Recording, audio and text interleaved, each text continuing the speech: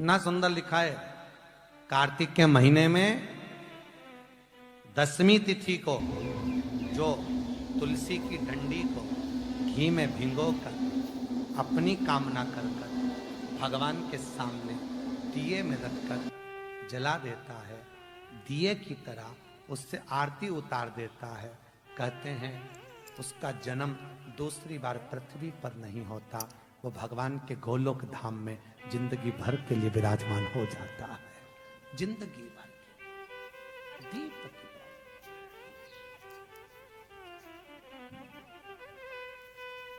विष्णु पुराण किस किसने सुनी है? हाथ उठा। विष्णु पुराण का 5वां अंश कार्तिक खंड वर्णन करता है, या स्कंद पुराण का कार्तिक खंड को उठा लीजिए, वो वर्णन करता है 24 तरह के दिए होते हैं। कितने तरह के? 24 तरह के दीप होते हैं।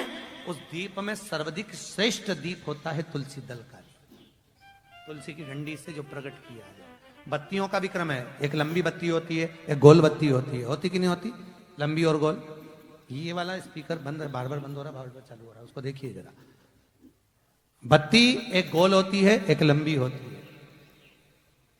गोल बत्ती और लंबी बत्ती में अंतर होता है, बहुत जमीन आसमान का अंतर है, बहुत ध्यान देना इसका। गोल बत्ती किस किस देवी देवता पे लगती है और लंबी बत्ती किस किस देवी देवता पे लगती है, तो स्कंद पुराण और विष्णु पुराण दोनों कहती है जो लंबी बत्ती होती है वो पितरों की जगह पर, पूर्वजों की जगह पर, पूर्वजों की जगह पर, बड़ के पेड़ के नीचे, पीपल के पेड़ के नीचे लंबी बत्ती का प्रमाण है।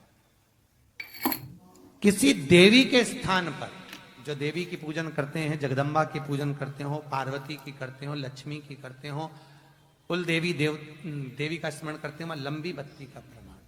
और जो गोल बत्ती होती है वो गोल बत्ती का प्रमाण किसी हनुमान मंदिर, राम मंदिर, शिव मंदिर, जितने देवताओं के मंदिर हैं वहां पर गोल बत्ती का प्रमाण। लंबी बत्ती देवी के स्थान पर इसलिए जलाई जाती है क्योंकि देवी वंश की और लक्ष्मी की वृद्धि करती है, तो लक्ष्मी और वंश बड़ा होना चाहिए, लंबा होना चाहिए। और देवता के सामने गोल बत्ती इसलिए लगाई जाती है कि हमारा मन, ये चित्त, ये वृत्ति आपके चरणों में टिकी रहे और एक दिन हम भी वैकुंठ का वास करें, इसलिए गोल बत्ती लगाई जाती है। एक सहस्त्र बत्ती होती है, करें दर्शन कभी? यहां पे माताएं बैठ बैठ के बनाती रहती है 100 बत्ती, 108 बत्ती, 108 बत्ती बनाकर भगवान के सामने। उसका क्या प्रमाण है?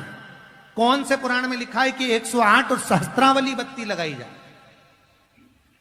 तो स्कंद पुराण में कार्तिक खंड के अंदर स्पष्ट किया गया, सहस्त्रावली बत्ती, 108 लंबी बत्तियों का जो प्रमाण है, वो कहते हैं कि जिस व्यक्ति ने किसी तीर्थ को ना करा हो, पूरे तीर्थ नहीं गए हो, सारे तीर्थों का स्नान नहीं करा हो, किसी तीर्थ में दर्शन करने से वंचित रह गए हो, तो 108 बत्ती की एक बत्ती बनाकर किसी नारायण के मंदिर में, शिव मंदिर में, देवी के मंदिर नहीं, केवल देवता के मंदिर में अगर उसको घी में भिगोकर प्रज्वलित कर दिया जाता है तो सारे तीर्थों के दर्शन का फल उस जीव को प्राप्त हो जाता है। उसको सहस्त्रावली बत्ती, 108 सहस्त्र।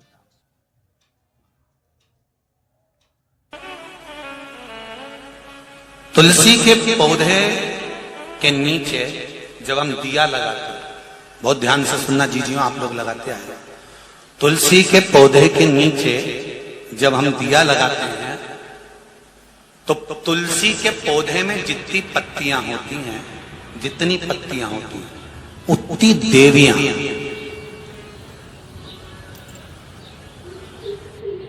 उतनी देवियां, तुलसी के पौधे में जितनी पत्तियां होती हैं, जितनी पत्तियां, उतनी देवियां आपके दीपक लगाते समय आपको अखंड सौभाग्य होने का वर प्रदान करती है, अखंड सौभाग्यवती होने का वर। एक संस्कार तो आज से चालू कर दिया देपालपुर की धरा से कि जब जब रोटी खाएंगे महादेव को बुलाएंगे, ये संस्कार देपालपुर की धरा से चालू। आपकी भक्ति, आया ना रोग, बहुत बड़ा रोग भी अगर आ गया है, शिव महापुराण की कथा कहती है कैंसर जैसा भी रोग है, किडनी लीवर का भी रोग है, कोई बड़ी से बड़ी बीमारी भी सामने आकर खड़ी हो गई है, तो आप महामृत्युंजय मंत्र का स्मरण करिए, पंचाक्षर मंत्र का स्मरण करिए, षडाक्षर मंत्र का स्मरण करिए, श्री शिवाय नमस्तुभ्यम मंत्र का स्मरण करिए, शंकर की शरणागति का स्मरण करिए। ज्यादा बड़ी बीमारी आ गई ना, रोग आ गया ना, डॉक्टर बोल रहा है ना कि अब शरीर बेकार हो गया, आपकी तुम्हारे काम का नहीं है, तो फिर इस शरीर को शिव को क्यों नहीं दे देते?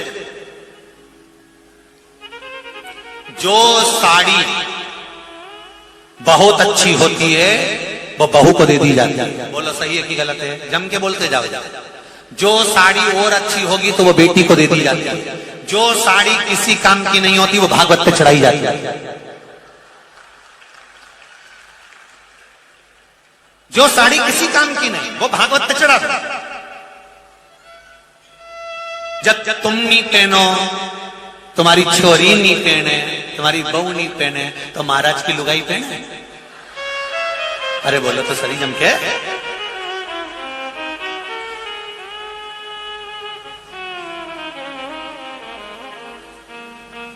बस इसी कथा से हमको सीखना है। शरीर तुम्हें लगता है कि बहुत अच्छा है, तुमने परिवार वालों को दे दिया। ये शरीर बहुत अच्छा था, तुमने दे दिया। बेटों को, बहुओं को, परिवार को, कुटुंब को, कबीले को, नौकरी में, व्यापार में, व्यवसाय में इस शरीर को लगा दिया।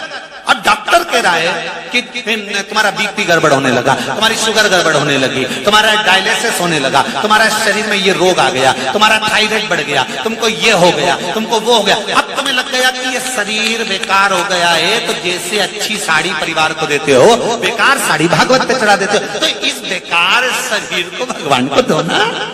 श्री शिवाय नमस्तुभ्यम, शंकर का भजन करो, राम नाम कृष्ण नाम जपो। परिवार वालों से कह दो कि साड़ी गड़बड़ हो गई है, इसलिए भागवत पे चढ़ा रहे।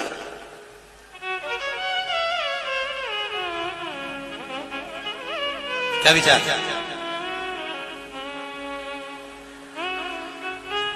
बेकार हो गया।